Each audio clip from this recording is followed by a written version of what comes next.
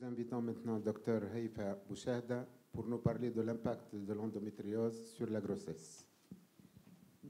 Merci, Monsieur le Président. C'est toujours un plaisir d'être parmi les orateurs du Congrès national de l'STJO et je ne manque pas de remercier le comité d'organisateurs qui m'a chargé de vous parler de l'impact de l'endométriose sur la grossesse.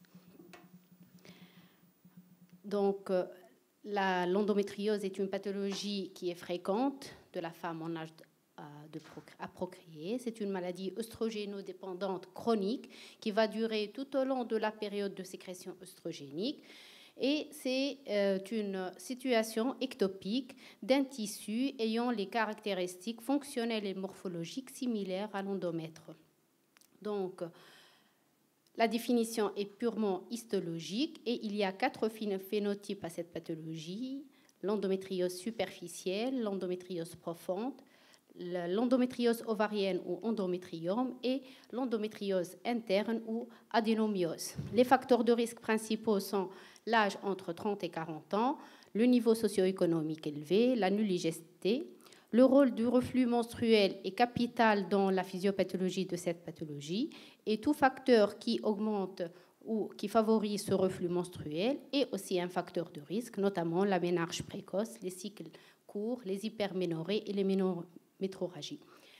Donc, l'inflammation et la synthèse des hormones stéroïdiennes sont les mécanismes principaux favorisant l'implantation et la croissance des lésions en situation ectopique, et c'est une maladie multifactorielle résultant de l'action de facteurs génétiques et environnementaux. À ce titre, une femme qui a dans ses antécédents le risque qu'une femme peut attraper l'endométriose ou soit porteuse d'endométriose est multiplié par 5 si elle a sa mère ou l'un de ses parents atteint d'endométriose.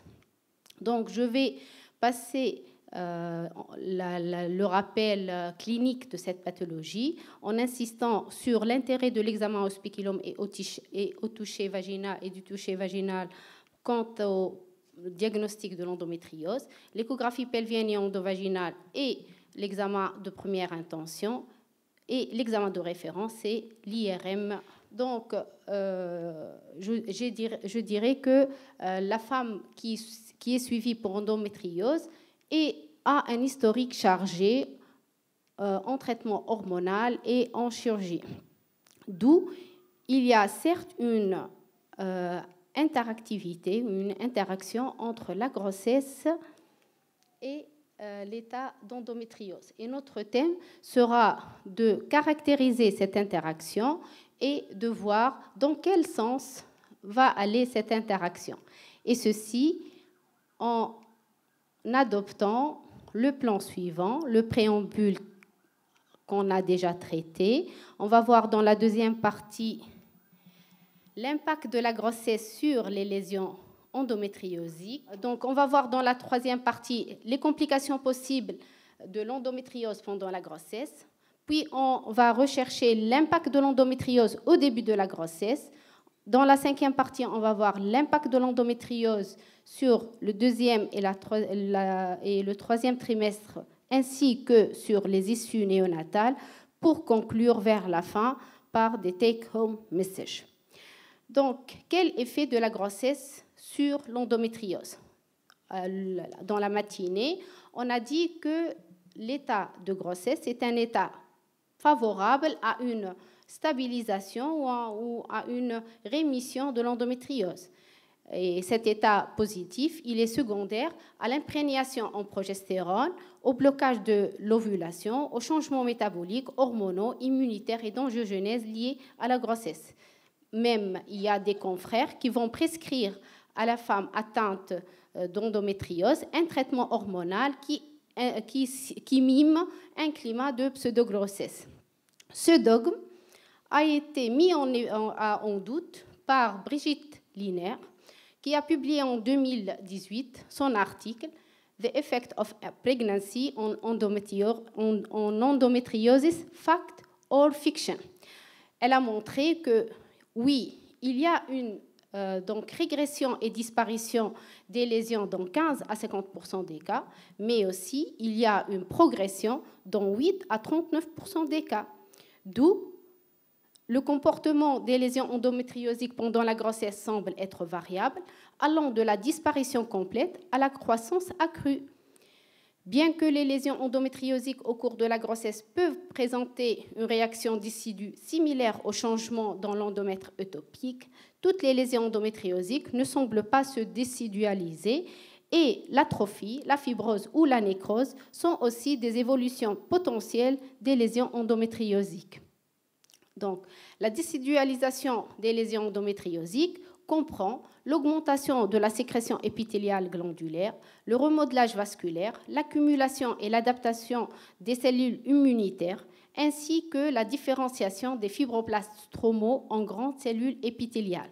Dans cette décidualisation que je vais dire qu'elle est anormale, aussi bien dans l'endomètre ectopique que dans l'endométriose ectopique, cette décidualisation contient des altérations moléculaires qui impliquent l'adhésion, l'angiogénèse, l'expression des récepteurs stéroïdes, le métabolisme stéroïde, la régulation des cellules, des cycles cellulaires et l'expression des facteurs de croissance, des cytokines et des récepteurs. D'où la recommandation de l'ESHRE 2022 de ne plus conseiller aux femmes de tomber enceinte, de concevoir pour traiter ou stabiliser la symptomatologie de l'endométriose.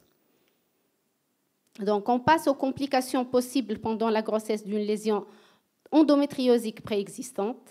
Donc, les complications les plus fréquentes sont les complications des endométriomes, rupture, infection, torsion, perforation intestinale, hémopéritoine spontanée avec rupture des vaisseaux sanguins utérins et non utérins, infection de l'endométrium, développement d'abcès, appendicite, hémorragie utérine, pneumothorax, uro-hémopéritoine et rupture des trompes de Fallope. On a cité les différentes complications potentielles. On va les voir un à un. Concernant les complications de l'endométrium, en fait, l'endométrium ovarien représente une constatation courante chez les femmes atteintes d'endométriose, avec une prévalence estimée de 30 à 40%. Pendant la grossesse, la taille des kystes diminue dans 52%, reste inchangée dans 28% et augmente dans 20% des cas. La décidualisation des lésions peut donner un aspect suspect à cet endométrium. En fait, un endométrium décidualisé va apparaître comme une masse kystique unie ou multifolliculaire contenant des projections papillaires vasculaires arrondies avec un contour lisse et un contenu kystique hypoéchogène envers des polis. Ces papillations sont détectées dans tous les cas signalés dans la littérature. Ces projections sont un signe commun de malignité présenté à la fois dans les tumeurs borderline et dans la dégénérescence maligne des kystes endométriosiques. Et contrairement aux tumeurs malignes, la présence de septation était rare et même absente, et c'est un signe rassurant dans les endométriomes décidualisés. Aussi, on n'aura pas ou peu de modifications d'un examen à l'autre et il y aura une absence d'acide qui est habituellement rencontrée lors des cancers de l'ovaire. D'où l'intérêt de temporiser, de demander une IRM. En fait, la décidualisation des lésions endométriosiques péritonéales, ils vont rendre encore plus difficile le diagnostic ou le fait de faire la part entre un cancer de l'ovaire et un endométrium décidualisé en mimant la carcinose péritonéale, comme ça a été rapporté par Laura Adican. Donc ici, Umberto Maggiori a rapporté tous les cas des endométriomes décidualisés qui ont augmenté de taille au cours de la grossesse et l'issue était une opération, une intervention en père-grossesse et les interventions variaient entre la kystectomie et même l'annexectomie. Donc, d'où la recommandation de l'ESHRE 2022 qui stipule que l'endométrium devrait être pris en charge par un centre de référence. Une autre complication des lésions endométriosiques pendant la grossesse, les perforations digestives. En fait, il y a 5 à 12% des personnes qui ont une endométriose intestinale. Les localisations les plus fréquentes sont le côlon sigmoïde, le rectum, l'ilion, l'appendice et le cécum. On a 12 cas de perforation digestive en dehors de la grossesse et 16 cas au cours de la grossesse rapportés par la littérature. Les perforations digestives sont dues aux adhérences qui créent une traction supplémentaire sur les structures avoisinantes lorsque l'utérus est agrandi pendant la grossesse. La formation des adhérences serait soit secondaire à l'endométriose, soit secondaire à l'intervention chirurgicale. Et l'inflammation chronique liée à l'endométriose peut aussi fragiliser les tissus et rendre plus facile la perforation et la rupture. Donc ici, un inventaire des cas de perforation digestive avec des laparotomies et des issues de grossesse, donc des naissances vivantes sans complications potentielles. L'appendicite endométriosique est aussi une des complications de l'endométriose au cours de la grossesse. Pour l'appareil urinaire, il y a 2 cas d'urohématome. Donc, ce sont 2 cas de perforation de l'artère utérine et de l'urtère homolatéral. Il y a aussi 3 cas de rupture utérine rapportés dans la littérature. Les 3 cas étaient secondaires à des antécédents de chirurgie d'endométriose. Un pour excision d'un nodule rectovaginal, un autre cas kystéctomie ovarienne bilatérale et le 3e cas, c'est une excision d'une endométriose cervicale. Ces ruptures étaient localisées dans la paroi postérieure de l'utérus et au niveau de l'isthme utérin et les cas étaient découverts soit au décours d'une césarienne pour souffrance fœtale aiguë, soit un seul cas après révision utérine pour retention placentaire. En fait, l'intrusion du tissu endométriosique décidualisé dans la paroi et les structures des vaisseaux peuvent augmenter la contrepression prédisposant à la rupture tissulaire. La nécrose des foyers d'endomètre ectopique décidualisés situés à proximité des vaisseaux utéro-ovariens ou paramétriaux dilatés pourrait conduire à une rupture dysfonctionnelle des vaisseaux et un saignement de sévérité imprévisible qui vont donner cette entité d'hémopéritoine spontanée pendant la grossesse, qui est une étiologie mystérieuse. Le saignement provient des implants d'endométriose pelvienne ou des vaisseaux rompus, le plus souvent situés à la surface postérieure de l'utérus et du paramètre. Elle survient principalement au 3e trimestre de la grossesse et jusqu'à 42 jours après l'accouchement et associée à une morbidité et une mortalité maternelle et périnatale élevée. Donc, il n'y a pas d'association entre le stade de l'endométriose, l'antécédent de résection de lésions endométriosiques et la survenue de l'hémopéritoine spontanée pendant la grossesse. La présentation clinique habituelle est une douleur abdominale aiguë avec un état de choc hypovolimique et signe de détresse respiratoire. On passe à l'impact de l'endométriose au début de grossesse, c'est-à-dire à la première trimestre de grossesse. Et les études vont vers le risque accru de fausses couches spontanées chez les patientes ayant une endométriose par rapport à ceux indemnes de la maladie.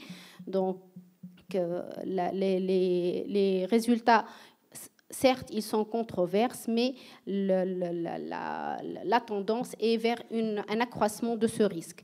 La grossesse extra-utérine est aussi associée à l'endométriose. Cette étude donc, de Paul Young qui a conclu à une association entre la grossesse extra-utérine et l'endométriose avec un odds ratio de 2.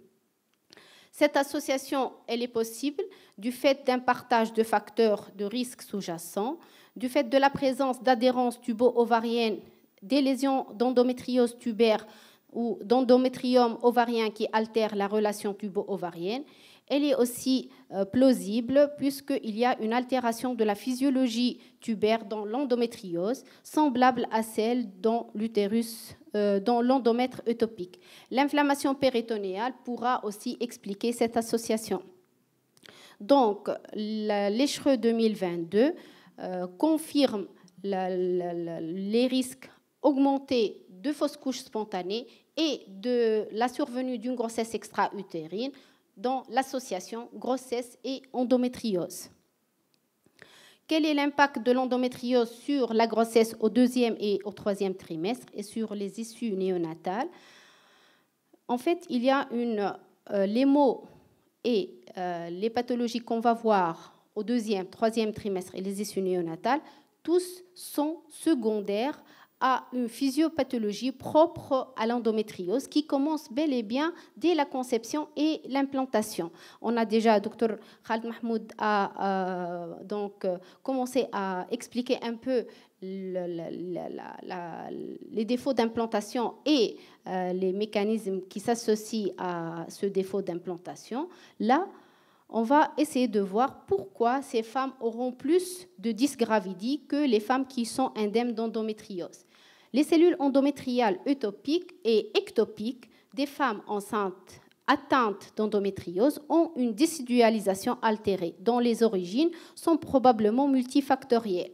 Il y a une interaction complexe avec une invasion trophoblastique peu profonde, une expression de protéase réduite, une altération de la composition des leucocytes dans l'endomètre décidualisé, une mauvaise invasion des artères spiralées impliquant une augmentation des complications de la grossesse. Il y a aussi une résistance de l'endomètre des femmes atteintes d'endométriose aux actions sélectives de la progestérone qui se manifeste par la perturbation d'un certain nombre de gènes ciblant la progestérone et perturbant l'implantation embryonnaire. L'état inflammatoire de la cavité abdominale va aussi altérer le pronostic obstétrical et on revient à l'anomalie de la contraction utérine évoquée tout à l'heure par Dr Ben Saïd. Donc, par rapport aux femmes sans endométriose, il a été démontré que les patientes atteintes d'endométriose ont des contractions utérines avec une fréquence, une amplitude et un tonus de base plus élevés.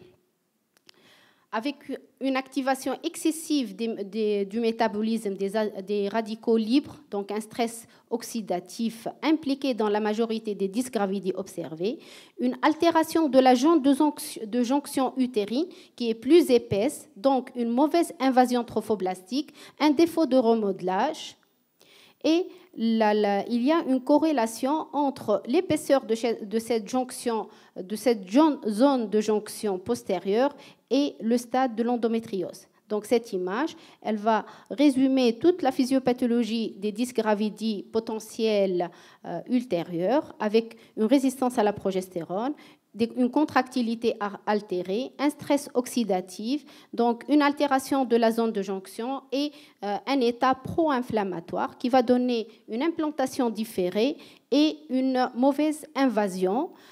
Ces deux éléments, ils vont être à l'origine des fausses couches spontanées augmentées, de retard de croissance intra-utérin, de placenta prévia, de prééclampsie et d'accouchement prématuré. Et toutes ces données physiopathologiques étaient confirmées par des études épidémiologiques, notamment celle de Arada, qui a confirmé, donc par son étude, une augmentation donc, des complications obstétricales avec un taux de significativité acceptable. Donc, il a mis en évidence qu'il y a bel et bien une association entre l'hypertension artérielle associée à la grossesse et l'adénomiose. Donc, il y a aussi donc, une augmentation du risque d'accouchement prématuré, de rupture prématurée des membranes et de placenta prévia en matière d'endométriose. En plus de ces 5 complications ou 5 dysgravidies, il y ajoute le retard de croissance intra-utérin et l'HRP en matière d'adénomiose. En fait, le retard de croissance intra-utérin, il l'explique comme étant donc, par le phénomène de vol du débit sanguin qui ira vers l'adénomium et non pas vers le lit placentaire. Donc, c'est son explication à cette pathologie.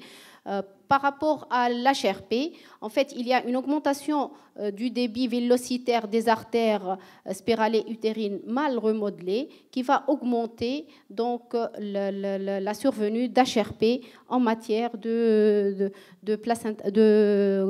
d'adénomiose et sur grossesse. Donc, toutes les autres études confirment ce surrisque d'hypertension artérielle associée à la grossesse, avec un risque, donc un autre ratio qui va de 2,48 à 1,49. Donc le diabète gestationnel, là il y a beaucoup de controverses et la majorité des études vont vers l'absence plutôt que la présence d'un surrisque de diabète gestationnel en matière d'association endométriose et grossesse.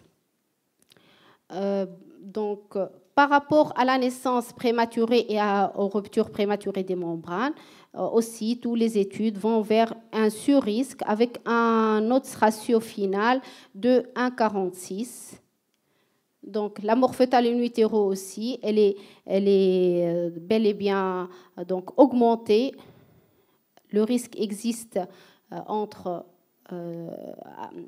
dans l'association grossesse et endométriose avec un autre ratio de 1,27. L'hématome rétroplacentaire, donc on a un surrisque de 1,4. Placenta prévia. Le placenta prévia est une complication constante dans tous les articles donc, qui ont cherché ces outcomes obstétricales, donc avec un autre ratio de presque 3. Donc, une femme ayant une endométriose aura 3 fois plus de risque d'avoir un placenta prévia par rapport aux femmes indemnes de cette pathologie. Il y a aussi un surrisque d'accouchement par césarienne. Il n'y a pas un risque majeur d'hémorragie du postpartum. Et les nouveau-nés de ces femmes atteintes d'endométriose auront plus de risque de bas poids à la naissance, d'admission en néonatologie et de décès néonatal. Donc on finit avec les take-home messages. L'état inflammatoire, la décidualisation anormale de l'endomètre utopique et ectopique, le climat hormonal endocrinien immunologique de la grossesse concourent à rendre la grossesse chez les femmes atteintes d'endométriose une grossesse à haut risque. Une modification de l'aspect d'endométrium au cours de la grossesse est possible et cette modification peut mimer un cancer de l'ovaire. L'endométriose serait un facteur associé de fausses couches spontanées et de grossesse extra, de placenta prévia, de prééclampsie, d'HRP, d'accouchement prématuré, de rupture prématurée des membranes, de mort fœtale in utero, d'issue néonatale plus défavorable que chez les femmes indemnes de cette pathologie. Donc, les cliniciens devraient prendre en considération toutes ces complications dans leur suivi de grossesse et c'est la recommandation de l'ECHRE 2022. Et je vous remercie.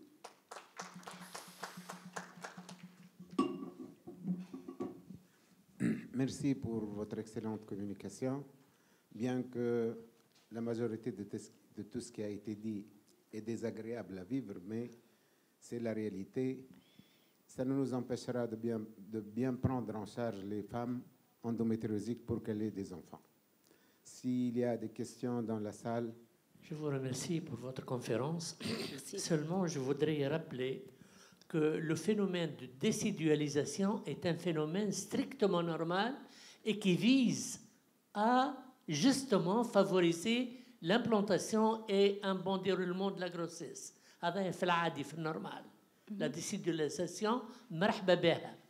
إلا أنه, en cas de femme atteinte d'endométriose, la décidualisation va concerner un tissu endométrial utopique et ectopique où on note, comme l'a dit si bien notre ami Khaled Mahmoud, où il y a une résistance à l'effet de la progestérone.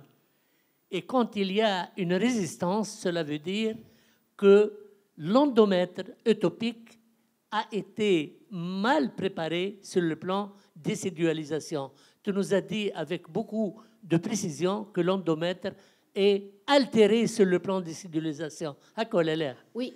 أنا حبيت نزيد اللي un endomètre mal décidualisé, madame, un endomètre mal décidualisé est exposé à ne pas s'opposer correctement à ce qu'on appelle l'invasion par le syncytiotrophoblaste. ماذا يحدث quand il y a un défaut d'invasion trophoblastique au niveau des artères spiralées? Eh bien, l'embryon implanté ne va pas se nourrir correctement, ne va pas perfuser. s'oxygéner correctement et qu'il va y avoir un risque de fausse couche spontanée précoce. Oui. Et nous avons retenu que la grossesse chez une femme endométriosique, si elle devient enceinte, elle est menacée par un surrisque de fausse couche spontanée dit précoce في الأسابيع الأولى. هذا من ناحية. ومن ناحية أخرى, on peut avoir une bonne invasion trophoblastique au premier trimestre, mais on n'a pas une bonne invasion trophoblastique à la deuxième vague d'invasion اللي تقع généralement entre la 8e, 9e semaine jusqu'à la 16e semaine, voire plus. هذيك ما تقعش بالكدا. ألا ما تقعش بالكدا ce défaut d'invasion trophoblastique tardive, ماذا يحدث؟ Il va y avoir une pré-éclampsie في المستقبل avec ses conséquences, le retard de croissance intra-utérin, avec ses conséquences, l'hématome rétroplacentaire, avec ses conséquences, l'accouchement prématuré induit. تفهم فيه ولا؟ شفت كيش مربوطة ببعضها الأمور. Le point de départ, c'est les variations hormonales au niveau de la progestérone. وأخيرا j'ai une petite question. Je n'arrive pas à comprendre ماذا بيا كما قال الآخر ماذا بيا أما ما نجمش. Je n'arrive pas à comprendre pourquoi il y a plus de placenta prévia chez une femme endométriosique. شكرا. C'est toujours, il rendre ça, c'est toujours le défaut d'invasion trophoblastique et l'invasion superficielle. Et le placenta prévia, il explique par ça. Déjà, j'ai une plaque.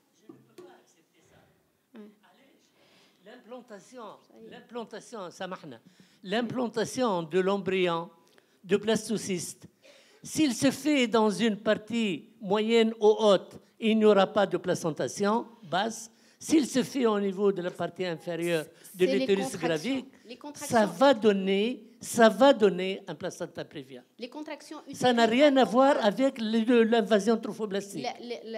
Les contractions utérines anormales au cours de l'endométriose favorisent le placenta prévia aussi. À part l'implantation différée par anomalie des contractions utérines. C'est possible.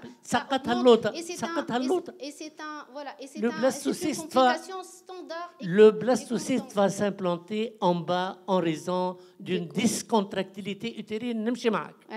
Donc c'est la seule complication qui est constante dans tous les articles que j'ai consultés. Les autres, il y a une variabilité de... Pourquoi? C'est les contractions, c'est l'anomalie de contraction. شكرا.